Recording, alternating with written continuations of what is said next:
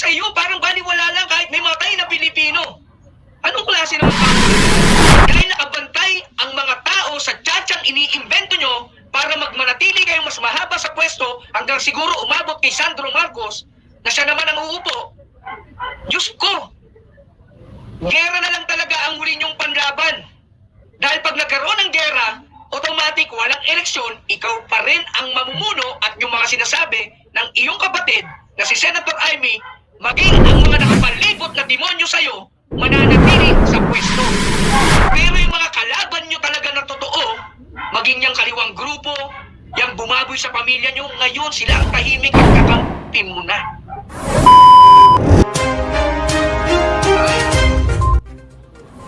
Yun yung good news mga ka-old school. Na at least meron pa rin mga trabahante ng gobyerno na tunay naman nagsisilbi sa mga Pilipino. Tandaan yan. Meron din naman na pinagkatiwalaan ng mga Pilipino pero isinusubo ang mga Pilipino sa digmaan na hindi naman gusto ng mga Pilipino. Ito po yan. Si Art of War. Hindi ko kasi alam talaga kung anong nasa isip nitong Pangulo natin. At parang gustong-gusto niya tayong gawin na naman pananggalang ng mga kano sa isang digmaan na alam naman natin na gusto lang ng kano. Nasaan na yung soberenya natin bilang isang bansa? Bakit nanikluhod na naman tayo at naging puppet ni Uncle Sam? Art of War, di ba? Sabi ni Tolmer Calonso, kahit may sakit, akala ba makikinig ka lang para magpagaling? Di ba alam ko yung Art of War, isang Chinese novel din yan eh. Pakinggan natin itong sinabi niya dito mga ka-old school.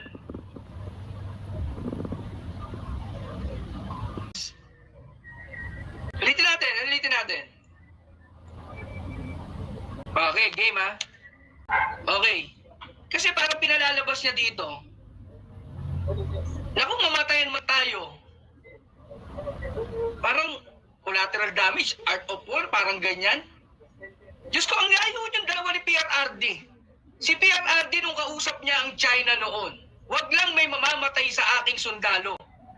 Magkaibigan tayo. Pero sa iyo, parang baliwala lang kahit may matay na Pilipino. Anong klase naman Pangulo yan?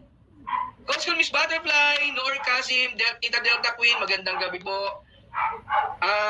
Judy Pelmao Villarosa, magandang gabi po. Meron po sounds. Nakakapagtaka lang kasi dito sa Pangulo, parang gustong-gusto niya talagang isubo tayo sa digmaan na alam naman natin na hindi naman gusto ng Diyos ko 99% ng Pilipino. Dahil alam namin na kami ang magdudusa at hindi kayo. Bakit kailangan may magbuwis ng buhay ng mga bayani nating sundalo para sa digmaan na Diyos ko na hindi naman natin maipapanalo? Dahil una sa lahat, kahit sabihin nyo mag-umpisa pa lang ang gera, hindi tayo mananalo dahil hindi naman natin laban ito. Laban ito ng mga kano. Tragis. Tapos nandiyan pa yung Zelensky. Yung presidente ba yan ng Ukraine, yung isang aso rin ng kano. Nagmayabang pa kayong dalawa, nagpurihan pa kayo. Tapos ang sinasabi si Zelensky, papasalamat siya dahil tinutulungan natin sila sa digmaan. Tragis, presyo nga ng kilo ng bigas, hindi mo kayang ibaba. Nagmamayabang pa tayo sa ibang bayan, sa ibang bansa. Hala.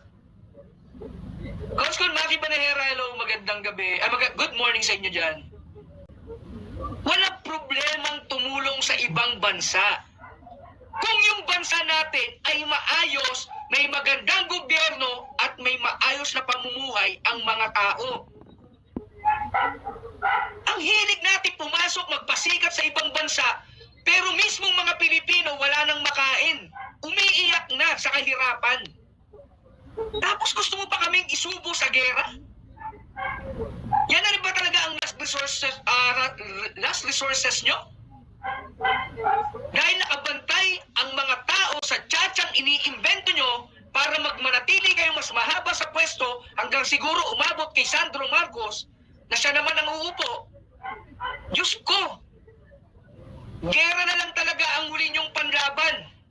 Dahil pag nagkaroon ng gera, automatic walang eleksyon, ikaw pa rin ang mamumuno at yung mga sinasabi ng iyong kapatid na si Senator Amy, maging ang mga nakapalibot na demonyo sa'yo, mananatili sa pwesto. Ang masakit lang, Mr. President, yung ginagawa ng dakilang Apulakay na iyong ama, na minahal talaga ng solid hanggang ngayon ng mga loyalista, yun ang hindi mo ginagawa na ipagpatuloy. Ang ginagawa mo ngayon, yung lavish na inimbento ng mga dilawan na panira sa iyong magulang. Yun ang ginagawa mo. Why? Kasi naging puppet ka na ng dilaw. Kaya nga napalapit ka sa kano, kaya nga natahimik ang dilaw, pati ang mainstream media, kasi nga puppet ka na nila. Sorry for the words, pero hindi na dapat magtakpan pa yung kahinaan mo. Sa sobrang hina mo, ang naiisip mo na lang yung dikta sa'yo ng ibang tao. Diyos ko, kung mahal mo yung Pilipino katulad ng pinapagyabang mo, nung vision mo, nung kampanya, na bilip ako sa mga Pilipino. Ako, pwede na akong hindi tumakbo, pero ayokong nakikita kong naghihirap ang mga Pilipino. Yan yung pinagmamayabang mo dati. Lugmok na yung mga naniwala sa'yo. Pero yung mga kalaban nyo talaga na totoo, maging yung kaliwang grupo, yung bumaboy sa pamilya nyo, ngayon sila ang tahimik at kakampi mo na. Shucks. Tapos, sasabihin mo, art of war. Para na rin yung collateral damage sa isang digmaan. Walang problema katulad ng lupang hinira ng pambansang awit natin. Sa dulo ng kanta, aming ligaya ang mamatay ng dahil sa'yo kapag may mang-aapi. Walang nang-aapi sa atin. Gusto lang tayong ipasok sa gera ng kano. Hindi ko alam kung ano kasing hinihitip mo. At yan ang naipasok mo na naman sa utak mo.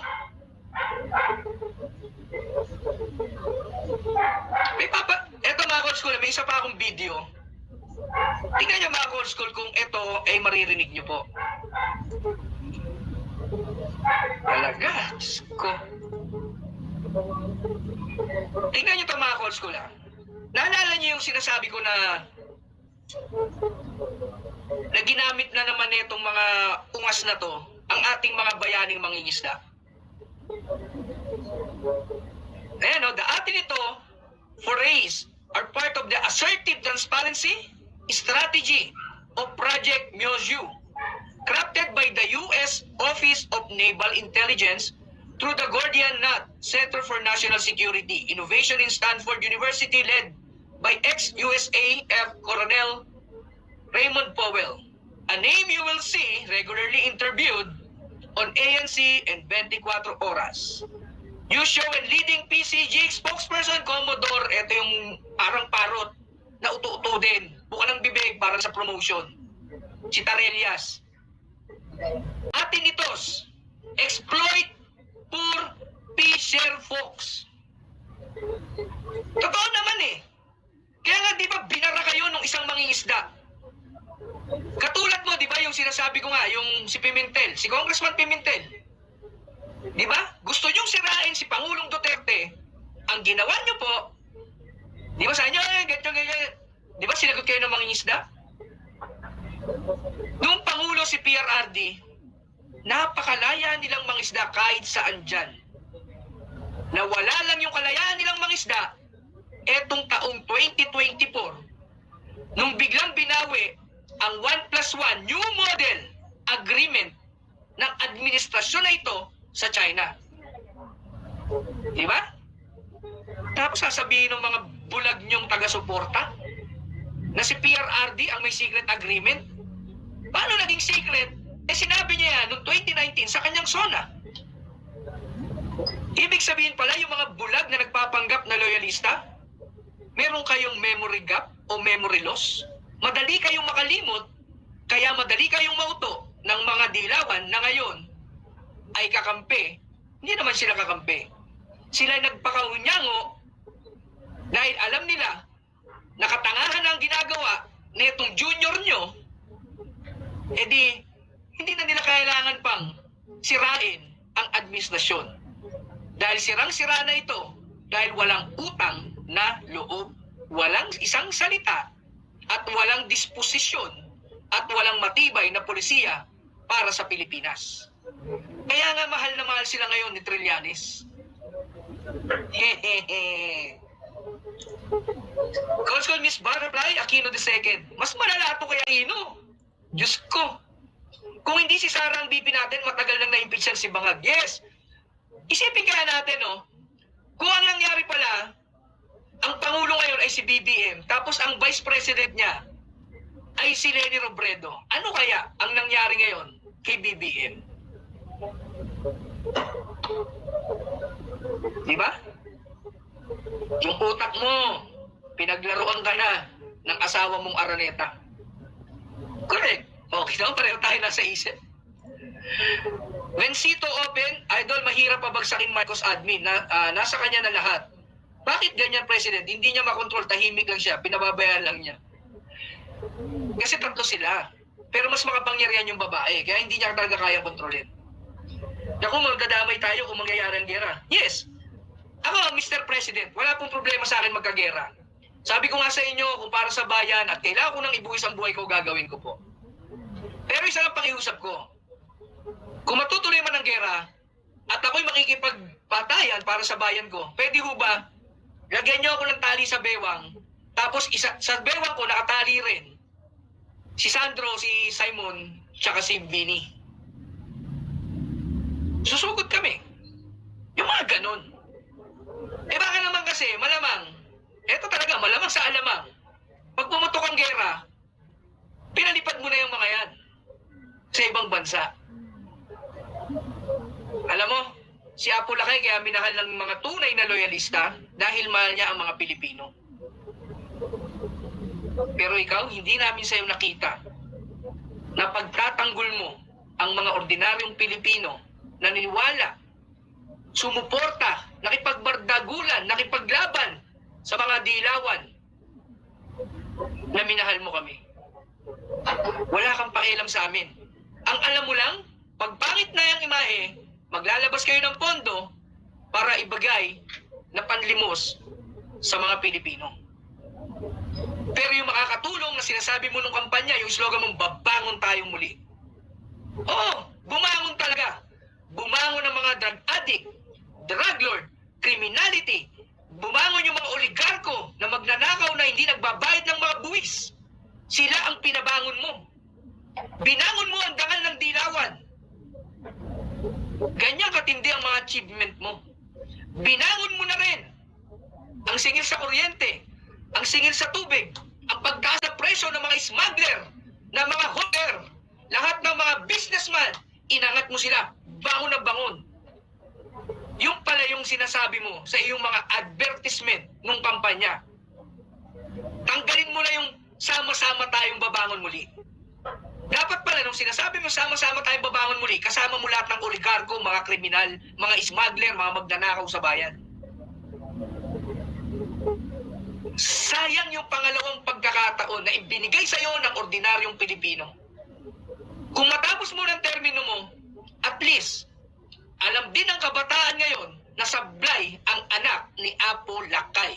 At ikaw mismo ang bumaboy sa legasiya ng dakila mong tatay. Yun ang masasabi ko sa'yo.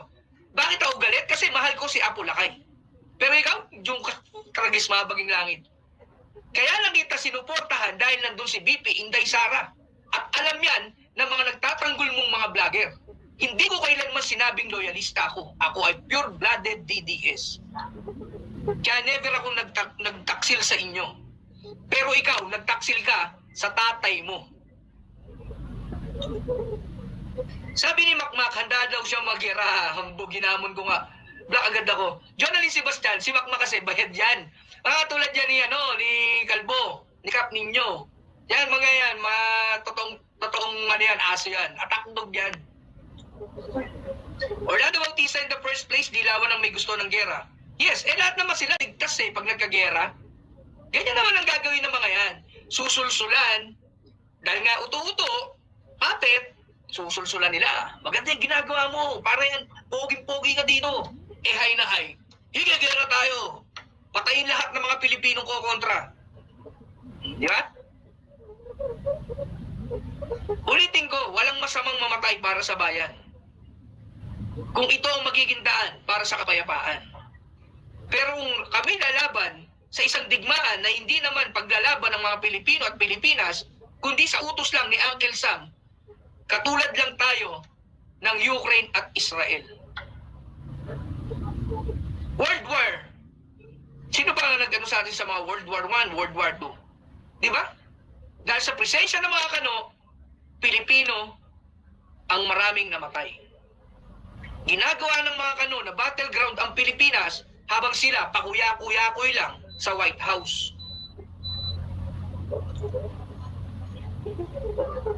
Ay, nako. Kalma. Baby, kalma.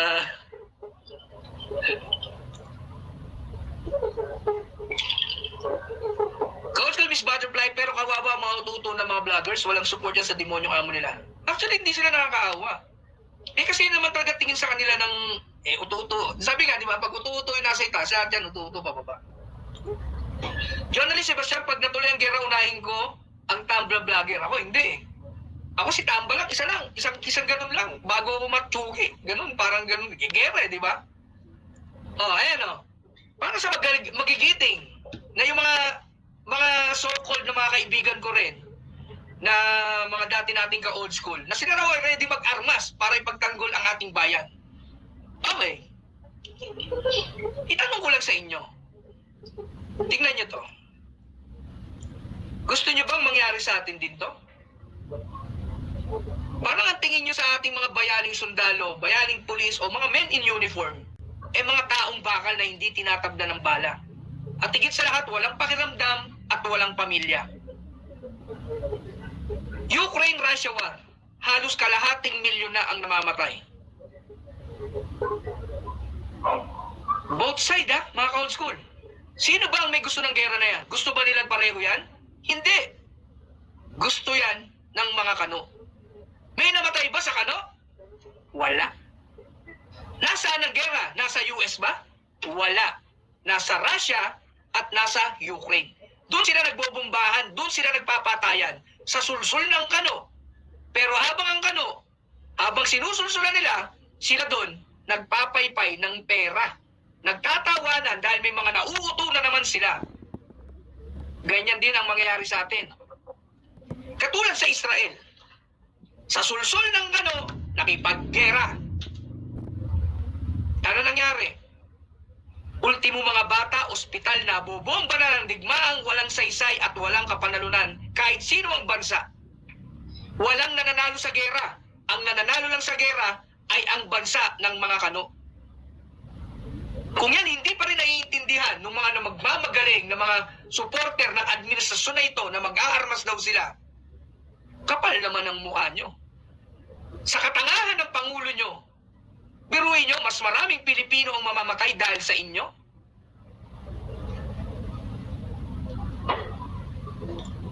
Ayan po. O sabi nung isang magiting na senador ng US, Putin's Russia is not our friend, and it is China's more powerful ally. Supporting Ukraine weakens an adversary, enhances our national security advantage, and requires no shedding of American blood. Di ba? Sila magaling sila magsulsol. At least, pagkakampi nila yung isang bansa, nagkakaroon pa sila ng additional shield bago sila birahin ng kanilang mga kinaiinggitan na most powerful na rin sa kanila, sa bansa ng Kano. At least meron pang pinapatay muna na mga bansa bago sila patayin. Yan bang gusto nyong gawin din sa atin? World War I, World War II, anak ng patuwa sa mga American-Filipino War. Doon nga pinatay General Luna. Hindi pa rin kayo, talagang naniniwala pa rin tayo sa mga Kano. Ang sinasabi nila, tayo ang pinakamatagal nilang alay.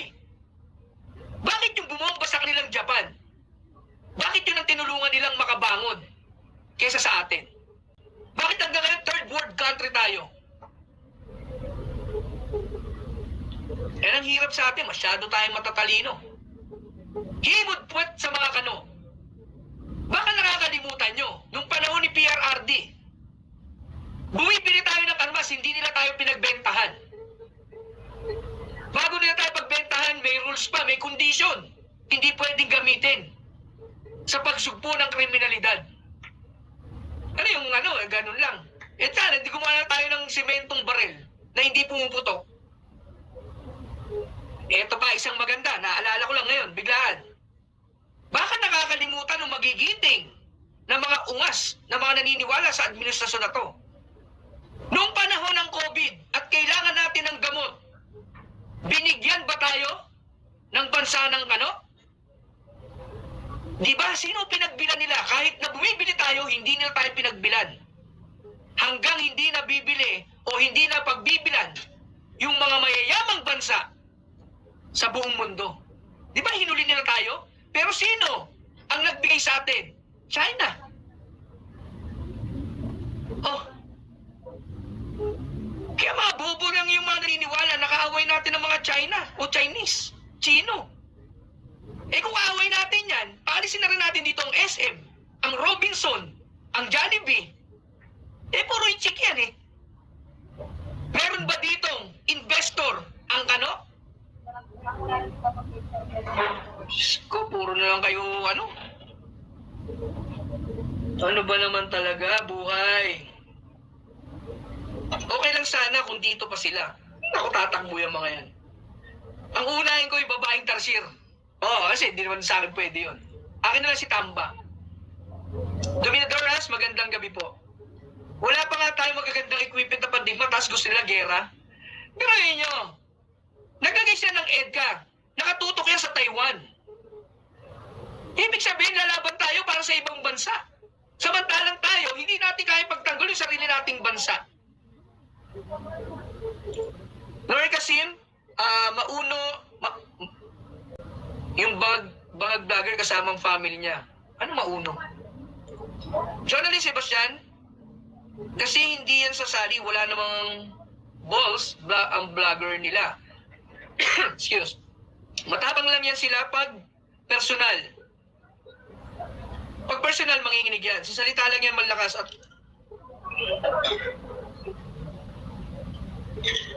hindi ko maintindihan ako school journalin sorry. May mga bulong-bulungan ngayon sa barbershop na pag nagkagera, gigirahin din daw ang Malacanang. Totoo kaya yun? Taragis. Eh bago nila mag-gera yung Malacanang, nasa bayan na ni Uncle Sam yan. Okay, baka mamaya nasa Hawaii na naman. Old School Sanders Kulano, magandang gabi po. Ayan. Ganito yan. Pag matuloy man yan, ang maglalaban niyang kapwa Pinoy at China na. Ha, sigurado yan. Yes. Yun ang masakit eh. Nakita nyo ito yung pinakamasakit dito, yung dulo and requires no shedding of American blood. Hindi ba kayo nangingilabot doon? Sila yung nagsusulsol sa Ukraine para may pagdigmaan sa Russia para maging security advantage ng US. Tapos ang natutuwa pa sila, walang kailangan ng dugo ng kano. Pero ang dugo ng Russian at dugo ng Ukraine, dumaloy na sa lupa. Habang sila wala. Sa Israel at sa Gaza, may dugo ba ng kano na dumaloy sa lupa? So ngayon tayo, magmamagaling tayo. Nakuha natin ang China. Kahit na itong panahon ni PBBM. Di ba nga doon sa 1+1 New Model Agreement, nakapag-supply tayo ng walang water cannon. Napikon lang ang China nung binawi na nila at bigla silang umimod sa puwet ni Uncle Sam. Anong klaseng gobyernong pag-iisip talaga to? Ito pa mga Call School. We are Asians. We live in Asia. Kaya mga Call School, please press 1 kung meron kayong maririnig dito ha. Sana naman meron na. Ulitin ko lang ha. Please press 1 mga Call School ha. We are Asians. We live in Asia. Our destiny is in Asia. O yan, habang binabasa ko yung mga comment nyo, please, press 1 kung narinig nyo yung sounds. Ano to, video to ni the late great Apulakay. Buwagin natin ang Chinatown. Huwag naman dyan ako kumakain tol eh. Alam mo naman yan eh. Ka-old school Chona Bautista, hello, good evening po sa'yo. Maraming salamat. Dominador Asos, hindi ka magalit sa atin ng Russia sa Yes, isa pa yan sa sasabihin ko. Alam mo talagang etong pag utu-utu ka, nagpakita ka ng suporta sa Russia. Galit na nga sa'yo, katawa, ganito tayo pinaglaruan ng kano eh. Sino ba talaga ang kalaban ng kano? Ang China at Russia. Dahil mas malakas na ang power na itong dalawang to combined sa kanila eh. Lalo na ang China. Sino ba ang pinagyagera ng US? Di ba? Pinagyera nila sa Ukraine ng Russia. Ang Israel sa Gaza. Ang Pilipinas gusto nilang ipasok, gerahin tayo, makipagdigmaan tayo sa China. Na alam naman lang, Pinas. Ang masakit na katotohanan, etong pagdating ni Zelensky ng Bopol, tapos tinanggap ng isang Bopol, parang niya lang sinabi na, hey you, China, Russia, F you. Parang ganun ang pagkakasabi ni Ngagba. Akala ko ba nasa yung sinasabi yung friends to all, enemy to no one? Nasa na yung pagiging sovereign natin bilang bansa? Na wala tayong kakampihan sa China man, sa Russia man, sa US man, magiging neutral lang tayo on the grounds. Pero bakit? Bakit? Alam mo, hindi, ito inuunti-unti na to ng pinag-uutusan na to ng kanu talaga. Wala kasi itong matinding polisiya, wala to sa sariling utak. Wala tong sariling pag-iisip. Ito, naghihintay na lang sa kanya ng dikta. Basta siya magpa-party-party, bira-bira, ngotsi-ngotsi, ganyan na lang gagawin niyan. Tapos kung ano yung sasabihin ng kano sa babaeng presidente, tapos yung babaeng presidente, uutusan yung puppet na presidente, yan na lang gagawin natin. Nakita nyo di ba may kumalat nga ng video, wala rin kung totoo, hindi, mag-gera na tayo, ganyan. Tapos ngayon, talagang pinupush niya na magalit ang China sa atin. Basta ulitin ko lang, handa kaming mamatay para sa bayan, basta nasa tabi ko, si Sandro, si Simon, si Vinny, tsaka si Tambi. 5 kami, maghahawa kami armas. Wala na, patay kung patay na, pero isasama ko sila Hindi pwedeng, anak kasi ng presidente yan, kailangan safety. Nung ba? Hodol ba kayo? Mamamatay yung mga anak namin, mga pamangkin namin, mga apo namin. Tapos yung pamilya nyo na magnanakaw, mga traidor sa bayan, mabubuhay. Ano kayo? Anak kayo ng demonyo? Sa amin sa Zamboanga City, dami China. Pati kanununuan ko, madadamay ka, loka naman administrasyon na to. Yes. Tsaka, kahit saang history, wala pang digmaan ang nangyari sa China na pananakop ng China sa Pilipinas. Ang pinaka lang history ng China sa Pilipinas, sila ay nagpapalitan ng produkto through barter system. Nagpapalitan ng produkto, nagbibilihan ng produkto, yan lang ang ginagawa ng China sa atin. Kaya nga maraming Chinese dito. Kaya nga pinakamayaman sa atin dito sa Pilipinas ay Chinese. Di ba? Number 1, Henry C. Go Kung Wei, Tan Kak Chong. Tapos sasabihin natin, ang China pahirap sa atin. Putragis, bakit yung mga Pilipino dyan nagtatrabaho sa SM, Burger King, Chowking, Jollibee, Robinsons? Tangis. Sasabihin nyo, traidor ang China sa bansang Pilipinas?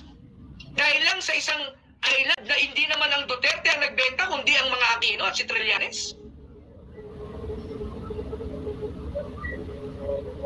Sinong mayaman na kano ang nag-invest dito sa Pilipinas?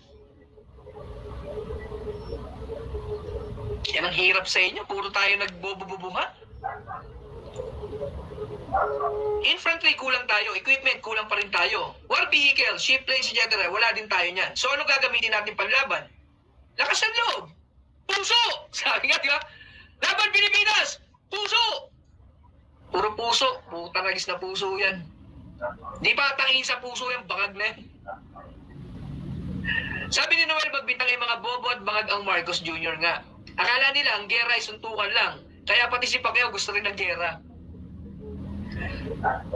Kung suntukan, walang pananalo sa Pilipino. Matitigas mukha natin eh. Pero hindi na uso kasi yun, anak ng patuka sa manok. Master Hero, hello sa'yo. Penny Quinto, magandang gabi po. Friend to some, enemy to China. Ganyan na nga nangyayari ngayon. So ito pakinggan natin ang The Great Lake Apulacay. We are Asians. We live in Asia.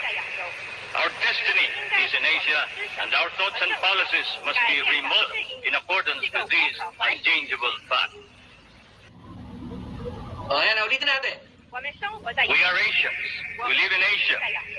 Our destiny is in Asia, and our thoughts and policies must be remodeled in accordance with these unchangeable facts. O, tayo raw ay Asyano, tayo taga-Asya. Kaya dapat daw ang ating polisiya, ang ating magiging daan, ang ating mga kaibigan ay sa Asya. Mr. Bongbong Marcos, huwag ko naglagay yung junior kasi nakakahiya eh. Ang ganda-ganda nung sinabi dito ng dakilang Apulacay. Ang polisiya natin dapat angkop sa Asya. Ang mga gagawin natin ay angkop dahil tayo ay taga-Asya. Dahil tayo ay nasa Asya, tayo ay nakatira sa Asya. Bakit biglang kailangan nating humimod ng puwet? Ng kano? Pumasok sa digmaan at ang masakit, ang kalaban natin, Asya. Samantalang ang layo-layo ng bayan ni Uncle Sam, bago magkagera yan, kung kakampi natin ang buong Asya, hirap ang kano sa atin. Pero dahil nga, nauto ka, wala. Enemy, friends to some, enemy to China. Ano ba yan? Meron bang ex-deal? Ano ba kinakatakot mo sa kano? Na mapaalis ka sa pwesto? Dahil alam mo, pag ayaw ng kano, madaling patalsikin ng Pangulo. Ang hindi lang talaga ng patalsik ng kano, eh yung dating Pangulong Duterte. Dahil mahal siya ng Pilipino at solid ang kanyang political will para murahin niya ang bayan ni Uncle Sam. Ako naniniwala mga old school, mas gugustuhin ko na talaga magkaroon ng presidente na bastos, mapagmura, sanggano, pero ang puso ay nasa Pilipino at sa mayang Pilipinas. Kesa yung mga nagdaang Pangulo na puro statesman, mainhin, disente, manalita, mag-English, na parang pwede mo siyang iangat sa pedestal. Ang masakit doon, disente nga, mapag-English nga, uto-uto naman. Walang political will, walang polisiya, walang pagmamahal sa Pilipino at sa kanyang bayan. Kaya mga old school, sino mas gugustuhin nyo? Yung palamurang bastos? O itong mga disente na state?